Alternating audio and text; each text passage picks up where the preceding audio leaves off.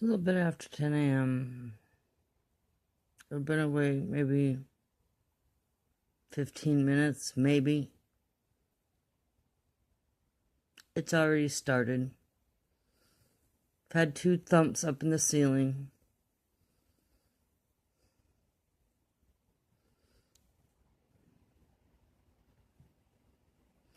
You know, 30 years ago, I testified in a hearing that got an officer his job back.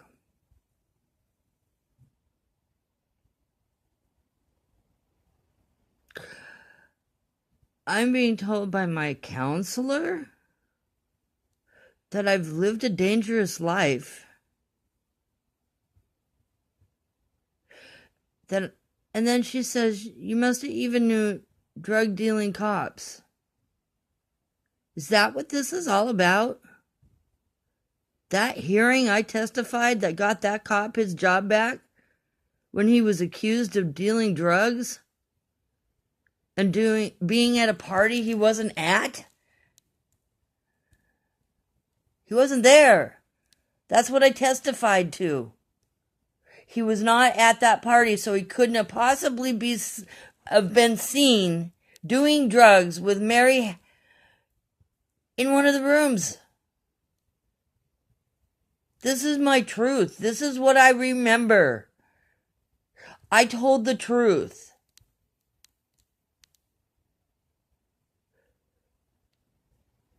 There's an anti-vigil group out there.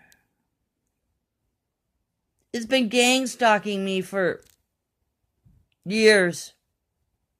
Years and years and years.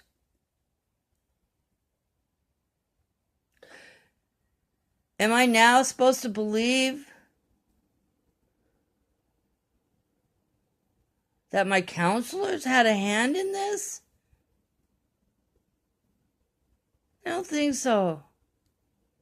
I think what the police have done, particularly probably the same 2 detectives that ran the game on Pat, that didn't like him. I'm sure we heard that one. Am I supposed to now believe that my own counselor is partaking in this vendetta? I believe that it's somebody on the police force. That's what I believe.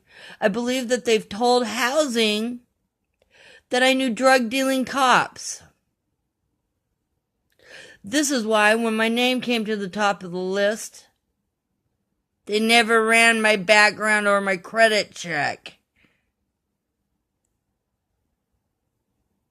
I believe they are now set out to make me snap with this sound torture. It's been over 4 years. This is a technique designed and used in the Vietnam War on the enemy. It's been used on me for over 4 years. Oh my God. Bonnie Fitzgerald.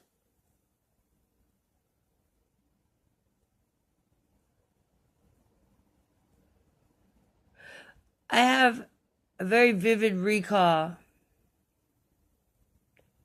of my ex, who was very abusive to me. Very, very abusive. Saying to me, way, way, way back, me and Esther had a really long talk with your mom today. Shortly following that,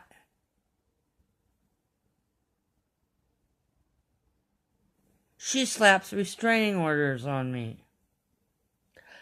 Not being able to remember what she told the judge the first time to get the restraining order, when asked by the second judge why she got the restraining order, she told 2 completely different stories. The story she told the first judge that got her the restraining order, and then the story she told the second judge of why she got the first one, was two completely different stories. Matter of fact, the second one she told the second judge was something that had actually happened to me. And it was done by Krager, Paula Tietz's boyfriend at the time. When Paula Tietz was in the room.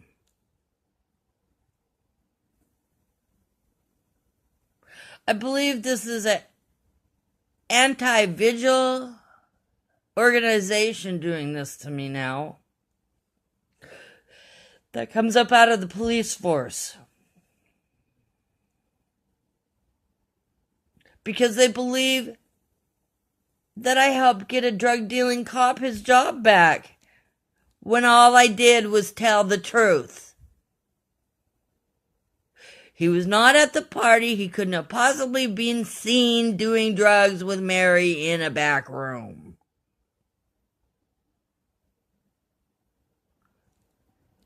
What the fuck? I bust my ass my entire life to do what's right by people. And this is what they do to you. When they feel you've wronged them. I told the truth, nothing but the truth, so help me God. That I put on my kids' headstones. Now, I don't do that unless it's the truth. You can look at it any way you want to, but the fact is, this is my truth.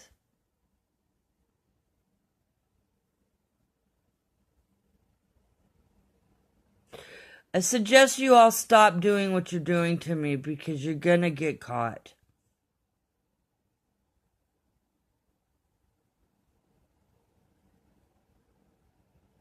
You're gonna get caught. My counselor also mentions a little something about putting... she says, you've lived a dangerous life. You probably even knew drug-dealing cops. You should write this down. You should write a letter saying if anything ever happened to you. What the fuck? I'd already done that. That letter was in my apartment.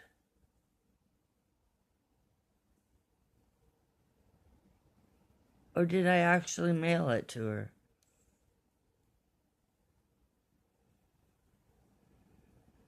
I don't know. I'm very confused right now. They've been gaslighting me for how long?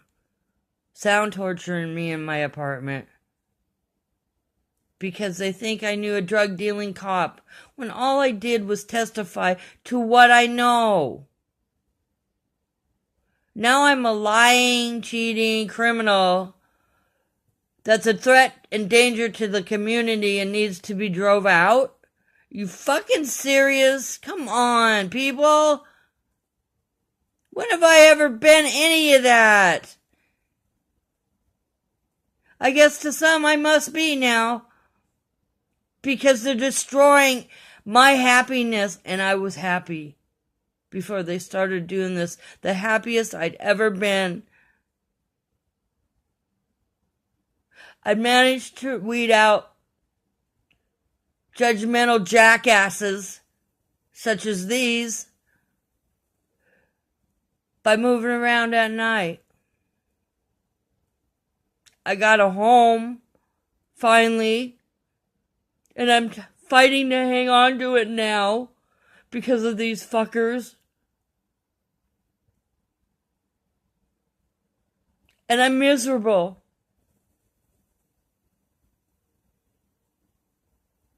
Every day, I've been sound tortured.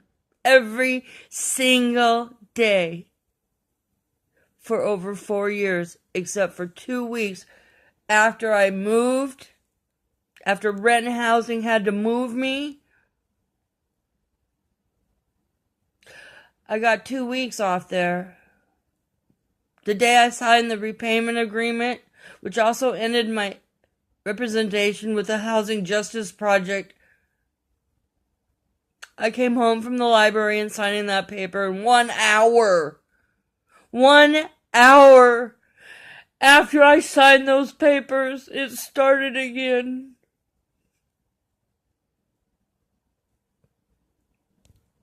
This is what you get when you're honest and you tell the truth. Anti-vigil groups destroying your life.